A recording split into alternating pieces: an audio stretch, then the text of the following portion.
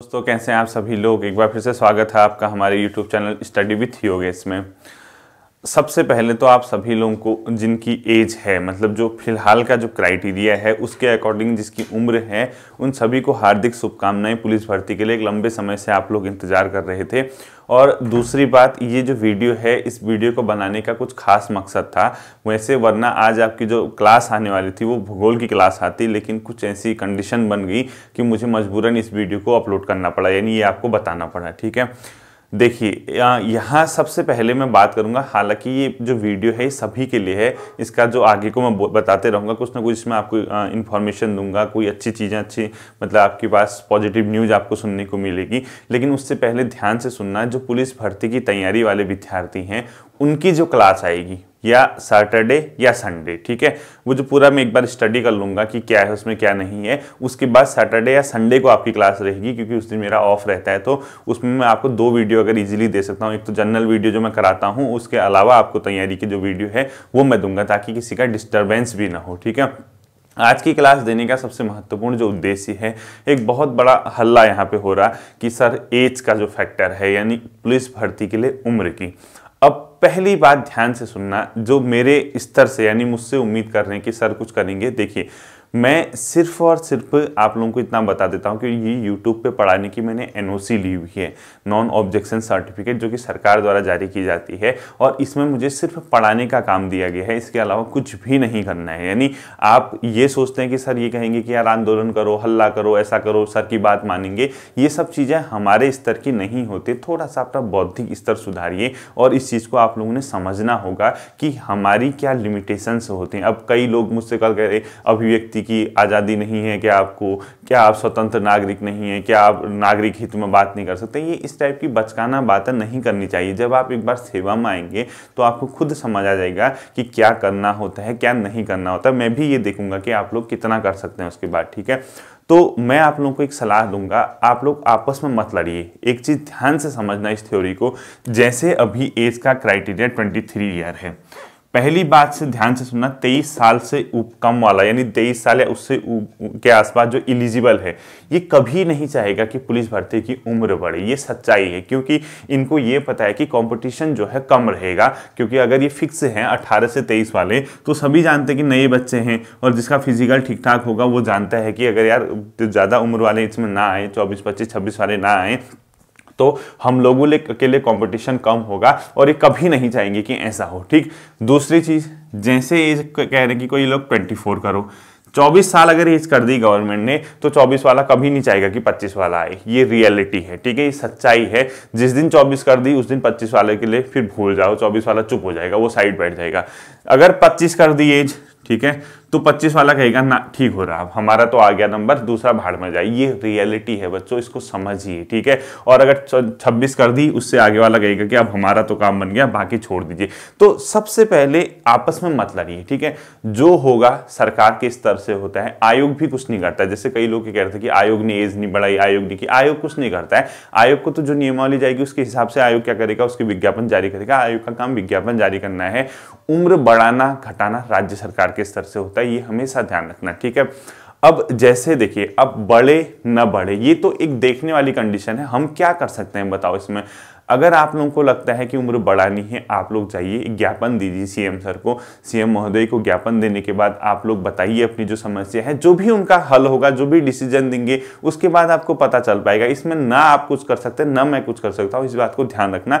एक सही तरीका हो सकता है कि आप लोग ज्ञापन देने के बाद अपने तथ्य रखिए, सर ये दिक्कत थी, 2014 में आई थी, हम अंडर एज थे, 2022 में आ रही है, हम ओवर एज हो गए, हमें भर्ती का मौका नहीं मिल पाया। इस प्रकार से अगर आप लोग अपना ज्ञापन देखिए, अपनी बात रखते हैं, और मुझे पूरा भरोसा है कि जो अभी हमारे वर्तमान सीएम है वो इस पे पॉजिटिव रुख अपनाएंगे। इतना पक्का मान के चलना कि वो पॉजिटिव रहेंगे, अगर आपने उन तक अपनी बात पहुंचा दी। बात पहुंचाइए, ज्ञापन के माध्यम से पहुंचाइए, कैसे भी पहुंचाइए, वो आप पे डिपेंड करता है, उस पर हम कुछ नहीं कर सकते हैं। ठीक है, तो इतना आप लोग समझना।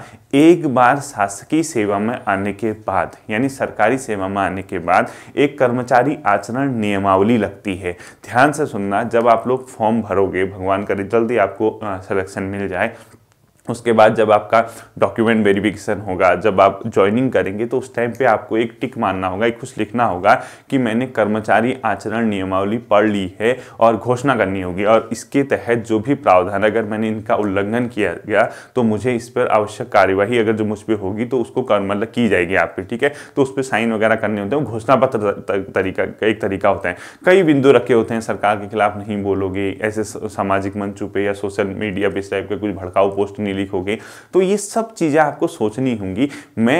मेरी एक लिमिटेशंस हैं, आप अपने स्तर पे उसको कीजिए। देखिए, मेरा काम आपको दिशा निर्देश, आपको शिक्षा देना है, और मुझे इसी के लिए गवर्नमेंट ने एनओसी जारी की है कि आप जाइए, आप अगर आपको ये सोशल वर्क करना है, आपको बच्चों को पढ़ाना है, तो आप निश्चित रूप से पढ़ाइए। उसमें भी कई पॉइंट लिखे हुए हैं, एनओसी जो है मैंने वो अच्छे से पढ़ी हुई है, इसीलिए आप लोग इस चीज़ को समझना। अब कई लोग कह रहे थे कि आपके चैनल का बाइकआउट करेंगे, ये करेंगे, वो करेंगे, उससे क्या फर्क पड़ जाएगा बताओ। आप बाइकआउट करो, दूसरा बाइकआउट करे, तीसरा बाइकआउट करे, किस चीज़ के लिए करोगे? पुलिस भर्ती के लिए ना। मेरे पास तो हजारों बच्चे हैं जो तैयारी कर रहे हैं, कोई लोअर पीसीएस मेंस की तैयारी कर रहे हैं, मेरे लिए वही काफ़ी है। 2000, 1500, 500, 200, 300 बच्चे। कई लोग समीक्षा अधिकारी, सहायक समीक्षा अधिकारी की विज्ञप्ति की बात कर रहे हैं, उसकी पोस्ट आने वाले, मेरे लिए वो बच्चे काफ़ी हो जाएंगे। ऐसा नहीं होता है बच्चों कि अगर आप ये सोचते हैं कि सरकार बाइकआउट करेंगे, ये करेंगे, वो करेंगे, वो तो आपको नुकसान होगा, मुझे क्या। ऐसा तो है नहीं कि मेरे रूम पे आके, मेरे घर पे आके कैमरा बंद करके, मेरी लाइट बंद करके और ये बोर्ड हटा के, ऐसा तो कर नहीं सकते, ये तो आपको राइट है ही नहीं। आप क्या करोगे? आप नहीं देखोगे, दूसरे से कहोगे मत देखो। जिसको कंटेंट पसंद आएगा, जिसको सही डायरेक्शन मिल रही होगी, वो निश्चित रूप से देखेगा, और उसको देखना भी चाहिए। क्योंकि मैंने क्या किया, ईमानदारी से पिछले 1 से 1.5 साल से वर्क किया है, और मेरी ये कोशिश रही है। आप खुद जानिए, जो बच्चे मेरे टेलीग्राम ग्रुप पे जुड़े हुए हैं, जो मेरे साथ इतने लंबे समय से, क्या आपको कभी नुकसान हुआ है उस ज्ञान से? कभी आपको लगा कि सर ने फालतू चीज़ें करा रखी हैं? देखिए, वीडियो देने के अलावा टेलीग्राम ग्रुप पे वॉइस मैसेज, जिसको कई लोग रक्त प्रवाह कहते हैं, मैं खुद कहता हूँ मोटिवेशन जो वीडियो होता है, वॉइस होती है, इसके साथ साथ कोई दूसरे सब्जेक्ट की वॉइस होती है। इवन पहले मैं वहाँ पे क्विज कराता था, क्योंकि टाइम नहीं हो पाता, क्विज लेंदी होती है, 25, 30, 35 मिनट मुझे उसको टाइप करने में लग जाते हैं। तो मैंने सोचा क्विज से ज़्यादा जो बेहतरीन इनके लिए होगा, जो इनको आउटपुट दे सकता है, वो है वॉइस मैसेज। और उस वॉइस मैसेज के माध्यम से मैंने कई टॉपिक्स आपके क्लियर कराए हैं। आजकल जैसे मैं आपका टेलीग्राम पे पॉलिटी के संवैधानिक संस्थानों के बारे में पढ़ा रहा हूँ, साथ ही साथ लोअर पीसीएस के लिए जो मेंस है उसका दूसरा ग्रुप बनाया गया, उसमें बच्चों को गाइड कर रहा हूँ, टॉपिक दे रहा हूँ, उनकी लेखन शैली देख रहा हूँ, और इस चीज़ का वेट कर रहा हूँ कि आंसर की आ जाए, सब अपने मार्क्स से शेयर करें। उसके बाद मैं ये तय करूँ कि मॉडल आंसर कैसे लिखा जा सकता है।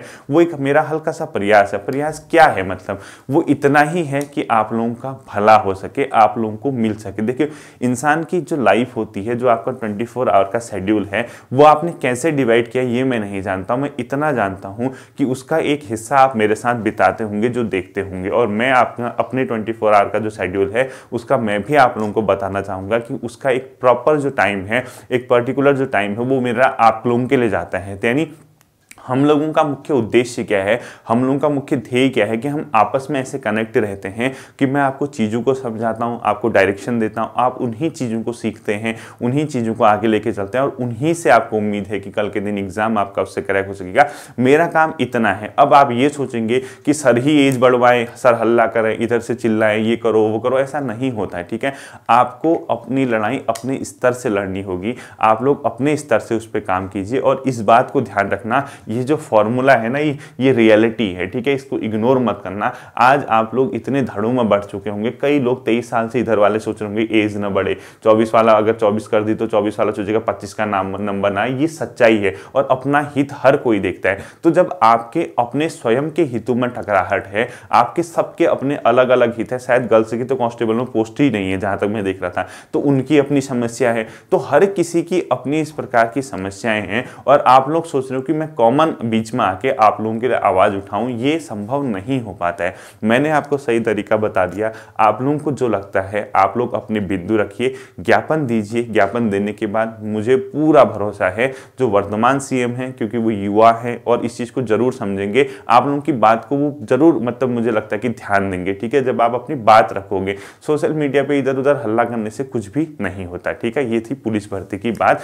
बाकी जो है, जो भी क्राइटेरिया है फिलहाल के लिए, आगे क्या होगा वेट एंड वॉच की कंडीशन है। आप लोगों का अपने स्तर पे जो भी आप लोग करवाएंगे, मुझे तो काम है पढ़ाना, मैं तो अब भी पढ़ाऊंगा, मैं तब भी पढ़ाऊंगा, चाहे उसमें 28 एज हो, चाहे उसमें 42 हो, चाहे उसमें 20 साल हो, चाहे 22 साल हो, मुझे तो बताना ही है ना, मुझे तो तैयारी करानी है। वो आपके स्तर पे आप लोग क्या करवाते हैं क्या नहीं करवाते हैं ये आप पे डिपेंड करेगा, ठीक है। तो आप लोगों की जो पुलिस भर्ती के लिए की वीडियो है, कैसे तैयारी करनी, क्या करना है क्या नहीं करना है, किस चीज़ को कितना फोकस करना है, वो सैटरडे या संडे, ठीक है, क्योंकि बहुत लोग वेट कर रहे हैं उस वीडियो का, सैटरडे या संडे, यानी या तो न्यू ईयर के दिन नई शुरुआत के साथ करेंगे, 2 दिन बचे हुए हैं, आज 29 होगी, 30 31, यानी या तो 1 तारीख को मैं उसकी वीडियो दूंगा या फिर संडे को दूंगा, ताकि मेरी जो क्लासेज हैं यानी जो मेरी क्लास है उसका डिस्टर्बेंस ना हो, क्योंकि कई चीज़ें ऐसी हैं हमें रेगुलर लेके चलनी है, और जैसे आजकल भूगोल की क्लासेज चल रही है वो चलेंगी।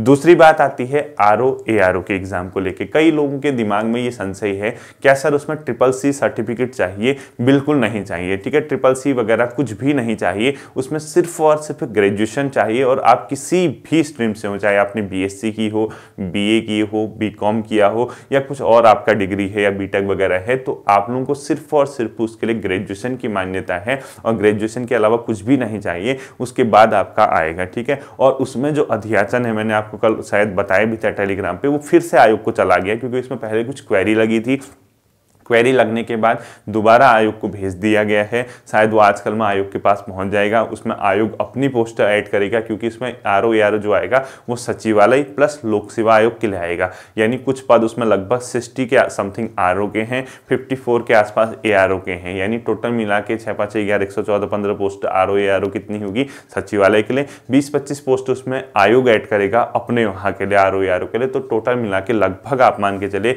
140 45 50 के समथिंग कहीं पोस्ट आएंगे, 155 के आसपास, यानी कहीं ना कहीं ARO जो आयोग जोड़ेगा उसको और सचिवालय वाले को मिला के आपकी पोस्ट आएंगी। उसकी आप लोग बहुत बेहतरीन ढंग से तैयारी कीजिए, और उसकी तैयारी कैसे करनी है क्या करानी है वो सब मैं आपको डायरेक्शन दूंगा, सब आपको मैं गाइड करूंगा, आपको टेंशन लेने की जरूरत नहीं है, आपको फिक्र करने की जरूरत नहीं है। पुलिस दरोगा की भर्ती का भी कई लोग वेट कर रहे हैं, दरोगा भी शायद इसी हफ्ते के एंड या नेक्स्ट वीक के स्टार्टिंग में आ जाएगी, क्योंकि अभी LT के रिजल्ट पे संभवतः काम कर रहा होगा, अखबारों में भी आपने देखा होगा कि LT का रिजल्ट जल्दी से जल्दी जारी होने वाला है, तो हो सकता है आयोग उस पर काम कर रहा हो, उसके बाद उसकी विज्ञप्ति को बनाए दरोगा वाली। तो जिसकी उम्र दरोगा के लिए है, यानी आपकी 29 ईयर संभव तो उसमें होगी, 1 साल कोविड की वजह से रिलैक्सेशन मिलेगा, तो वहां पे दरोगा की भर्ती आनी है। कई लोग जैसे आप लोग बाई चांस 1% के लिए सोचो, 1%, ठीक है, सपोज एज पे कोई फर्क नहीं पड़ा, यानी 23 ही रही, तो जो 24 वाला है, 25 वाला है, 26 है, 27 है, 28 और इवन 29 है, तो आप लोगों के पास एक ऑप्शन तो है ना, एक विकल्प तो है। अगर चलो मैं मानता हूं दुख होता है, ये रियलिटी है, ये सच्चाई है, दुख होता है, कई बच्चों ने सपने संजोए होंगे कि पुलिस में जाएंगे, कई बच्चों ने सोचे होंगे वो पुलिस कांस्टेबल की भर्ती आएगी तो उसके प्रतिभाग करेंगे, कई लंबे समय से वेट कर रहे हैं, कई लोगों का वही सपना है। दुख तो होता ही, जब सपने टूटते हैं तो दुख होता है, ये रियलिटी है, ठीक है। लेकिन इससे आप लोग हार मान जाओ, इससे जिंदगी को अपनी खत्म समझो, ऐसा नहीं है। दरोगा का भी मेरे ख्याल से संभवतः सेम पैटर्न है जो आपका कांस्टेबल वाला होगा, यानी थोड़ा क्वेश्चन का लेवल हार्ड होगा, थोड़ा सा क्वेश्चन का स्तर अच्छा होगा, लेकिन जहां तक मुझे पता है, जितना मैंने सुना है, अभी तो कंफर्म नहीं है, तो आयोग का जब नोटिफिकेशन आएगा उसी के बाद पता चल पाएगा कि उसका एक्चुअल में शेड्यूल क्या है। जितना मुझे पता है संभव तो वही जो वीडियो पीडीओ पटवारी लेखपाल का है, यानी 100 नंबर का पेपर ही शायद उसका होगा कि 40 नंबर की उत्तराखंड, बाकी आपकी जो मतलब दूसरी चीज़ें बचती हैं, यानी हिंदी और साथ साथ ही GS और कुछ क्वेश्चन रीजनिंग वगैरह के होंगे, समथिंग इसी टाइप का उसका पैटर्न रहेगा 100 नंबर वाला। तो आप उसकी भी तैयारी कर सकते हैं, क्योंकि ऐसा नहीं है कि यार देखो एज नहीं अगर बढ़ती है किसी केस में, और मैं तो चाहता हूँ, भगवान से दुआ करता हूँ कि जरूर बढ़े, राज्य सरकार आपके लिए काम करे और आपकी आवाज़ को उन तक पहुंचाए और वो सुन सकें, ठीक है। और ये आपको खुद करना होगा अपने स्तर से। आप लोग जो भी करते हैं, जिस तरीके से भी अपनी बात मनवाते हैं, वो आपका अधिकार है और आपको मनवानी भी चाहिए, ठीक है। तो बाई चांस अगर नहीं बढ़ती किसी केस में, तो दरोगा की जो तैयारी है, दरोगा की जो भर्ती आएगी, उसके लिए भी देखेंगे, उसके लिए भी आपको गाइड करूंगा, डायरेक्शन आपको दूंगा। आप लोगों को फिक्र करने की कोई भी जरूरत नहीं है, ठीक है। वर्तमान समय में देखिए, इतने आप लोगों के पास पोस्ट हैं, इतने विज्ञापन हैं, आप लोग पढ़ने का टाइम जो है, यानी आपका ठीक है जो आप लोग मांग मनवाना चाहते हैं वो अलग चीज़ है, लेकिन अपनी पढ़ाई को इस चीज़ से कतई भी डिस्टर्ब मत होने देना, ठीक है। इन्हीं बातों के साथ जैसे आज की जो वीडियो आई, ये क्यों आई ये वीडियो, ये इसी के लिए तो आई, वरना आज एक टॉपिक नहीं कर लेते हम कवर, लेकिन ये जरूरी हो गया था क्योंकि कई लोगों के समझ नहीं आ पा रहा था। कई लोग तो हाँ होता है, मैं मानता हूँ, क्योंकि कुछ लोगों को पता नहीं हो पाता, वो सोचते हैं कि यार क्या पता सर ने कह दिया, ज़्यादा छात्रों पर इसका प्रभाव पड़ेगा, ज़्यादा छात्र इसके लिए आवाज़ उठाएंगे। और जो भी है आप अपने स्तर पे उसको कीजिए, जैसा भी आपको उचित लगता है, जो भी आप कर सकते हैं वो कर लीजिए। और मैं इस मंच से डायरेक्टली ऐसा बोल दूं, ऊपर से मेरी नौकरी को खतरा हो जाए कि आप लोग ऐसा चाहेंगे, कतई नहीं चाहता, कोई नहीं चाहता कि दूसरे को कोई समस्या आए, इवन जबकि मैं आपके लिए इतना टाइम से वर्क कर रहा हूं। अब तो संदेह नहीं होना चाहिए ना। जब वीडियो शुरू की थी, जब पढ़ाना शुरू किया था, तब कई लोगों को संदेह था, कई लोगों ने कहा था 4 दिन पढ़ाएगा, 5 दिन पढ़ाएगा, भाग जाएगा, ये करेगा वो करेगा। अभी भी कई मेरे पे स्क्रीनशॉट पड़े हैं, मैं तो नाम भी हैं उसमें, इवन उनके मतलब नेम वगैरह सब चीज़ है, जो कमेंट वगैरह बॉक्स था वो मैंने स्क्रीनशॉट। अब कई लोग तो क्या करते हैं दूसरे नेम से, मतलब वो अपना नाम छुपाते हैं, क्योंकि इस प्रकार की हरकतें कौन करता है? जो दूसरे को गिराना चाहेगा, दूसरे को डाउन करना चाहेगा, वही दूसरे नाम से कमेंट करता है। वरना कई ऐसे भी छात्र हैं जिन्होंने स्टार्टिंग में नेगेटिव कमेंट किए थे, मैंने स्क्रीनशॉट रखे हैं, और वही छात्र आज पॉजिटिव कमेंट करते हैं। ये भी मेरे पास है, दोनों हैं उनके मेरे पास, नेगेटिव भी पॉजिटिव भी। तो धीरे धीरे समय बदलता है। आप लोगों को मैंने ट्रस्ट में लिया, आप लोगों को मैंने भरोसे में लिया, और इतनी ज़्यादा उम्मीदें अगर कोई इंसान किसी से करता है तो सामने वाला आपको कभी भी धोखा नहीं देगा, इतना मैं आपसे प्रॉमिस कर रहा हूँ। जब तक है, जब तक जान है, जब तक लगे हैं, जब तक जहाँ है, आप लोगों के लिए वर्क करूँगा और हमेशा करूँगा, ठीक है। लेकिन कभी भी इस प्रकार की चीज़ों में मुझे इन्वॉल्व मत करवाना,